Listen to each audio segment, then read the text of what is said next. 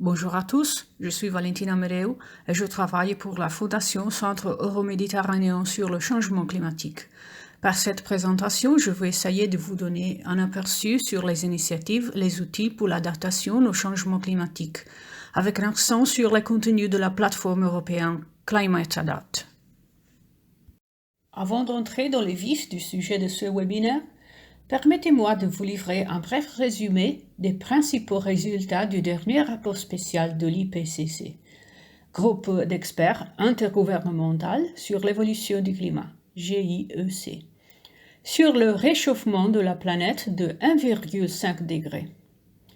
À la suite des accords de Paris, l'IPCC a été invité à fournir un rapport spécial sur les impacts du réchauffement de la planète à 1,5 degré et à mettre en évidence les différences par rapport à un réchauffement planétaire de 2 degrés. À l'heure actuelle, le réchauffement de la planète a augmenté d'environ 1 degré au-dessus des niveaux pré-industriels. Ce rapport permet de confirmer sans ambiguïté que les répercussions négatives du changement climatique sont déjà visibles, et ceci en particulier chez les populations les plus vulnérables, avec des effets tels que la montée du niveau moyen de la mer, la perte de la biodiversité et de la rentabilité des productions agricoles, l'augmentation de la fréquence et de l'intensité des extrêmes climatiques, vagues de chaleur, précipitations intenses et périodes de sécheresse, etc. Si l'on pouvait limiter la hausse de la température de la planète à 1,5 degré plutôt qu'à 2 degrés, les impacts attendus seraient très différents vu qu'ils entraîneraient une diminution des risques pour la santé grâce à l'amélioration de la qualité de l'air, de la nourriture et des conditions environnementales, une plus faible perte de biodiversité et d'écosystèmes, une réduction de la montée globale du niveau de la mer, c'est-à-dire 10 cm en moins, une diminution des risques causés par les extrêmes climatiques, une diminution des risques pour la sécurité alimentaire liée à la réduction de la rentabilité agricole, par exemple des céréales et des exploitations, tant en termes de quantité que de qualité du lait et de la viande. Une réduction de la nécessité d'adaptation et de ses coûts. Malgré tout cela, l'adaptation sera nécessaire quand même afin de contrecarrer les impacts du changement climatique. Ce rapport souligne que les 10 prochaines années seront déterminantes pour prendre les mesures nécessaires. En effet, si l'on continuait à produire des émissions de gaz à effet de serre au niveau actuel, on atteindrait une augmentation de 1,5 degrés Celsius d'ici à l'an 2040.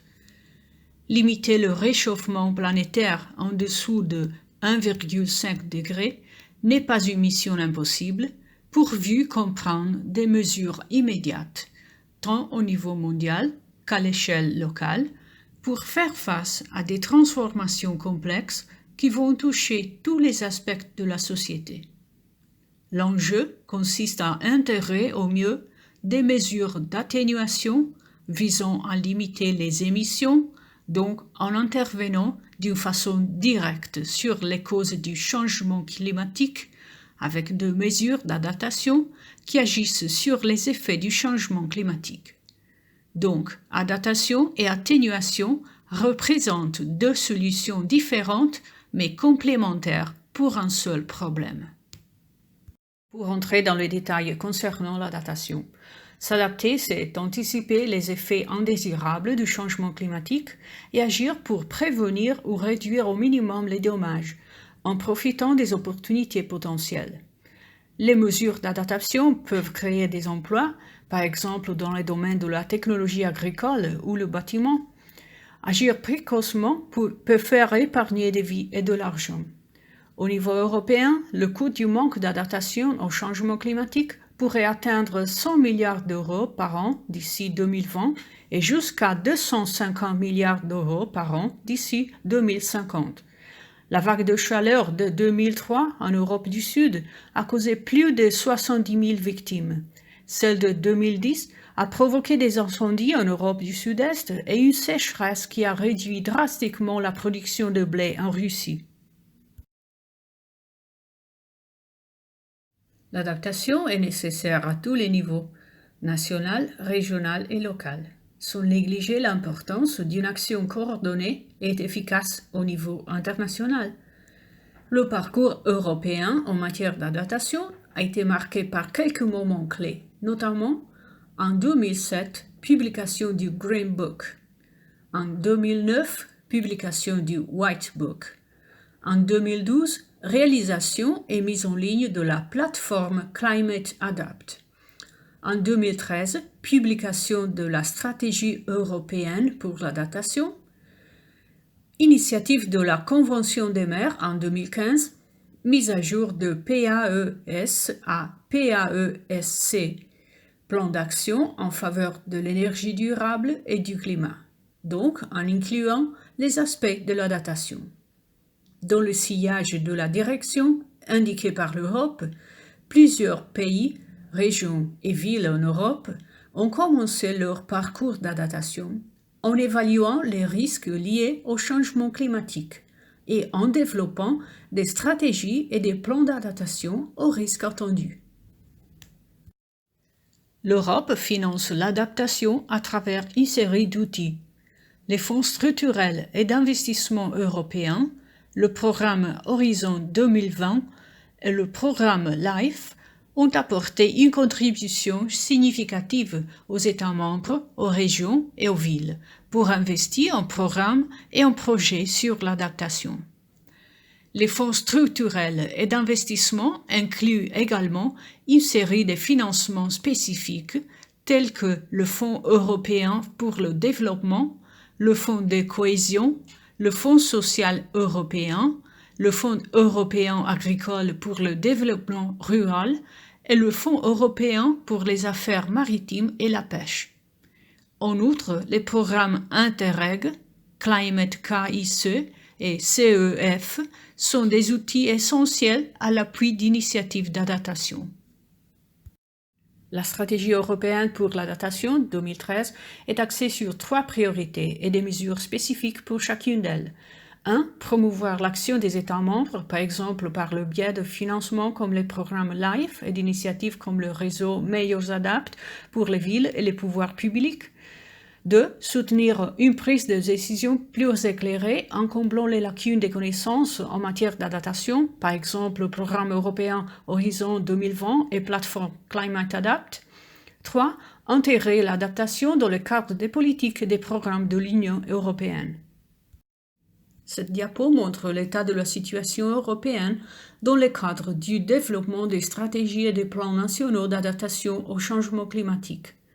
À l'heure actuelle, presque tous les États membres de l'Union européenne ont développé une stratégie d'adaptation et beaucoup d'entre eux sont en train de développer des plans d'action.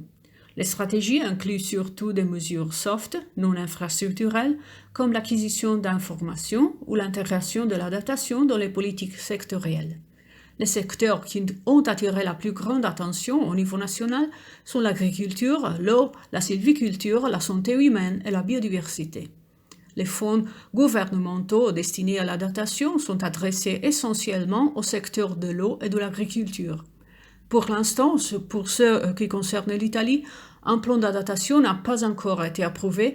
Cependant, les documents qui le constituent peuvent être consultés en ligne sur le site du ministère de l'Environnement. À présent, le document est en cours de révision et finalisation auprès des organismes gouvernementaux. Qu'en est-il des villes par contre ? Le but de l'initiative Mayors Adapt est d'encourager les villes à développer des stratégies d'adaptation et des plans d'action locaux. En concentrant population et infrastructures, les villes sont particulièrement vulnérables aux phénomènes météorologiques extrêmes et aux autres effets dus au changement climatique. C'est pour cela que les efforts d'adaptation doivent se concentrer en milieu urbain. Beaucoup de villes ont adhéré à la Convention des maires. Les données figurant dans cette diapo correspondent à un rapport de fin 2018, donc elles ne sont pas à jour. La majorité des mesures dans les plans visent à protéger les citoyens contre les risques des phénomènes extrêmes, 36% des actions concernant le risque de chaleur extrême, 20% d'inondations, 18% de sécheresse, etc. En particulier, j'aimerais souligner que sur environ 6 000 plans d'action développés et plus de 233 000 mesures, environ 232 000 sont des actions d'atténuation et un peu plus de 1 300 sont des mesures d'adaptation. Évidemment, il reste encore beaucoup à faire en matière d'adaptation. À fin 2018, l'évaluation des effets de la stratégie UE sur l'adaptation au changement climatique a montré que la stratégie a atteint ses objectifs avec des progrès enregistrés par rapport à chacune des 8 actions, y compris la plateforme Climate Adapt. Cependant, cette évaluation souligne que l'Europe est encore vulnérable aux impacts du changement climatique, tant à l'intérieur qu'à l'extérieur de ses frontières. Les domaines dans lesquels il faut renforcer l'adaptation de régions spécifiques et des secteurs particulièrement vulnérables, par exemple préservation de la biodiversité, adoption des solutions basées sur la nature, sont également indiqués. Examinons maintenant plus en détail la plateforme Climate Adapt. Lancée en mars 2012, elle a évolué dans ces dernières années en étroite liaison avec les différents outils européens pour l'adaptation au changement climatique. L'objectif de la plateforme est d'améliorer le partage des connaissances sur l'adaptation en faveur du développement et de la mise en œuvre de stratégies, de politiques et de mesures d'adaptation en Europe. La plateforme s'adresse aux décideurs politiques, aux experts et aux instituts de recherche au niveau européen, transnational, national, sous-national et local. Elle est gérée par l'Agence européenne pour l'environnement en association avec la Direction générale du climat.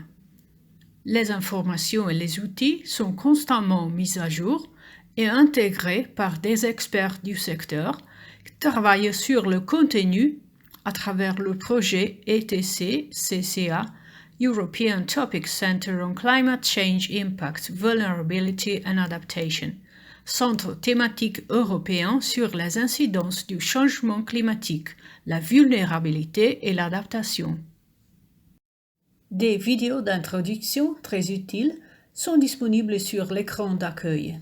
Elles ont été spécifiquement conçues pour les nouveaux usagers de la plateforme, pour qu'ils puissent être conduits à travers le contenu et les outils qu'elle met à leur disposition.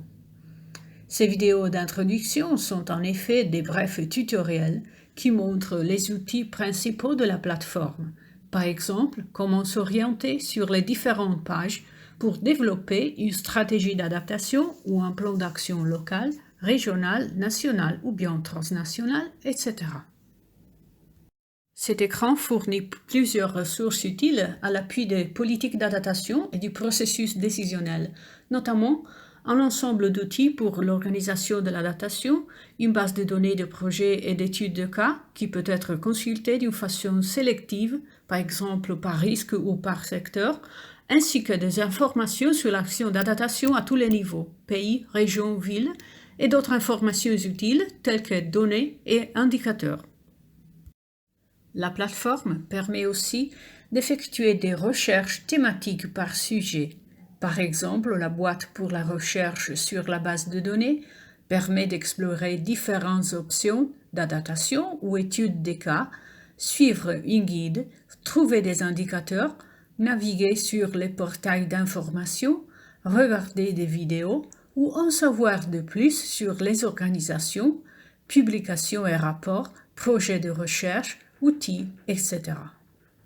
Elle peut être consultée par politique sectorielle aussi, telles que agriculture, biodiversité, bâtiments, zones côtières, réduction de risques, approche écosystémique, énergie, gestion de l'eau, santé, transport, secteur urbain, etc. Les pages sectorielles, ici j'ai rapporté l'écran pour le secteur urbain à titre d'exemple, incluent une série d'informations. Tout d'abord, il y a un aperçu du secteur et une série de liens vers les contenus disponibles pour le secteur, divisés par typologie, publications, projets, outils, indicateurs, ressources, études de cas, etc. À propos du secteur urbain, je voudrais dire un mot sur l'outil d'aide à l'adaptation urbaine. Cet outil a été développé conjointement par le Bureau européen de la Convention des maires et l'Agence européenne pour l'environnement. Il fournit un guide à travers les étapes pour développer et mettre en œuvre le parcours d'adaptation, en indiquant matériel et outils de référence. Essentiellement, il comprend 6 phases qu'on va brièvement examiner en détail. Phase 1, préparer le terrain pour l'adaptation. Phase 2, évaluer les risques et les opportunités du changement climatique. Phase 3, identifier les options d'adaptation. Phase 4, évaluer et sélectionner les options d'adaptation. Phase 5, mise en œuvre des mesures. Phase 6, suivi et évaluation. La phase 1 a pour but de préparer le terrain pour l'adaptation. Donc, elle vise à obtenir et maintenir un soutien de haut niveau, identifier les informations déjà disponibles, instituer des mécanismes de coordination appropriés et clarifier rôles et responsabilités, explorer les opportunités de financement, développer et gérer la coopération des parties concernées, accroître la prise de conscience et la compréhension des questions liées au changement climatique en milieu urbain. La phase 2 concerne l'évaluation des risques et des vulnérabilités du changement climatique. Cet outil explique comment effectuer cette évaluation par l'analyse des risques climatiques actuels et futurs, en tenant compte des vulnérabilités locales spécifiques. Sur la base de l'évaluation des risques et des vulnérabilités, un guide est disponible pour identifier les questions principales de l'adaptation et pour définir les objectifs d'adaptation. Cette phase peut être approchée par différents niveaux de complexité et de taille d'analyse en cohérence avec les ressources en données, instruments et compétences à disposition. En effet, différentes méthodes et instruments à un niveau de complexité différent aussi ont été développés par la communauté scientifique et sont disponibles aussi bien pour l'évaluation des risques que pour l'évaluation et le choix d'actions spécifiques d'adaptation pour chaque réalité territoriale. Néanmoins, ils représentent des outils de soutien aux décisions très importantes par les décideurs politiques que la communauté scientifique peut mettre à disposition, également en aidant à convertir des informations complexes en informations exploitables par ceux qui planifient et définissent les politiques territoriales. La phase 3 a pour but d'identifier les options potentielles d'adaptation pour répondre aux défis climatiques précédemment identifiés et de tirer profit des opportunités positives résultant du changement climatique. Également, un portefeuille d'options pertinentes pour l'adaptation a été envisagé pour faciliter la définition des options d'adaptation prioritaires. Normalement, les options d'adaptation se distinguent en grey, action infrastructurelle, green, mesures basées sur une approche écosystémique, ou bien soft, mesures non infrastructurelles, lorsqu'elles sont fondées sur des approches gestionnaires, juridiques ou politiques. Une fois que les options potentielles d'adaptation ont été identifiées, phase 3, dans la phase 4, les mesures contenues dans le portefeuille d'action seront évaluées et sélectionnées sur la base de critères spécifiques, par exemple leur éligibilité au contexte local, leur efficacité dans la réduction de la vulnérabilité ou pour l'amélioration de la résilience et leur impact sur la durabilité. L'objectif est d'éviter les décisions qui pourraient entraîner une mauvaise adaptation.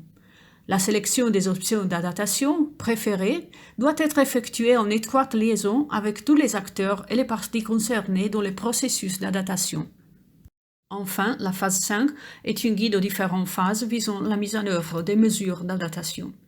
Celle-ci est normalement guidée par une stratégie d'adaptation ciblée et par un plan d'action d'accompagnement. Également, on pourrait développer un plan pour l'intégration de l'adaptation dans les secteurs politiques pertinents existants, voire étape 5.3. Dans les deux cas, les plans sont solidement fondés sur les résultats des phases D1 à 4. Enfin, voilà la phase de suivi et évaluation. Afin de garantir l'efficacité et la durabilité du processus d'adaptation d'une ville, l'évaluation constante de l'état d'avancement des actions prévues est essentielle, tout comme la vérification des résultats actuels par rapport aux objectifs fixés. Il s'agit d'une phase fondamentale pour signaler les progrès sur les mesures d'adaptation et pour mettre à jour, réviser et réadapter la stratégie d'adaptation et/ou le plan d'action selon la procédure de suivi et d'évaluation. Par exemple, modifier, ajouter ou éliminer certaines mesures en tenant compte des résultats du suivi. La définition de l'approche et la sélection des indicateurs appropriés et mesurables constituent une partie importante dans le processus de suivi et d'évaluation. En outre, pour ce qui concerne les fonds, qui sont un élément essentiel pour que la mise en place de mesures, des stratégies et des plans puisse se concrétiser, je voudrais également vous indiquer cette guide interactive sur les opportunités de financement pour les actions locales sur le climat et l'énergie, disponible en plus de 20 langues sur la plateforme de la Convention des maires, voir le lien que je vous ai donné, avec toutes les informations nécessaires. En cliquant sur les différentes boîtes, on peut accéder aux pages de référence indiquant plusieurs typologies de financement. En dépit de tous ces outils d'aide, à savoir lignes directrices, guides étape par étape et banque de données, la planification de l'adaptation demeure un défi très complexe, car une série d'obstacles récurrents de caractère institutionnel, économique, politique, informatif et technique reste à franchir afin de garantir une gestion efficace du processus. Les obstacles les plus fréquents, par exemple, sont représentés par le manque de connaissances scientifiques adéquates à l'appui des décisions, ou bien, même lorsque les connaissances sont disponibles, la difficulté de leur transfert et un accès limité aux connaissances elles-mêmes par la population ou par les décideurs politiques. Il arrive aussi que les obstacles sont à chercher dans un manque de volonté politique, ou les changements politiques, les limites financières, la juxtaposition des responsabilités entre les différentes institutions, tout comme les difficultés rencontrées dans la phase exécutive, la gestion faible ou le manque de personnel qualifié ou ayant le mandat nécessaire, l'absence de participation dans le processus décisionnel, et un faible niveau dans la preuve scientifique du succès de l'action d'adaptation. Pour faire face à ces limites, il faut travailler sur quelques aspects qui pourraient aider à gérer le parcours d'adaptation d'une façon efficace. Ci-après, j'ai traité quelques éléments clés pour une gestion efficace de l'adaptation, à savoir répartir les responsabilités d'une façon appropriée en promouvant une bonne coordination des acteurs clés, combiner les approches descendantes et ascendantes, garantir la stabilité institutionnelle afin de ne pas compromettre l'emploi à cause de cycles électoraux ou changements politiques, organisation efficace avec les compétences, personnel qualifié et les ressources nécessaires, mécanisme de gouvernance flexible et réactif, responsabilité et transparence, équité à travers une participation inclusive au processus décisionnel. En effet, ce dernier aspect est fondamental pour un parcours d'adaptation efficace, car pour que l'adaptation puisse être concrète et efficace, il doit nécessairement être participé et partagé avec le territoire.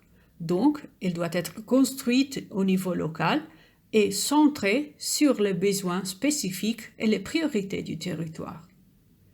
On doit donc essayer de véhiculer le message que l'adaptation doit être vraiment vue en tant qu'une opportunité de développement pour le territoire, pas seulement une obligation institutionnelle.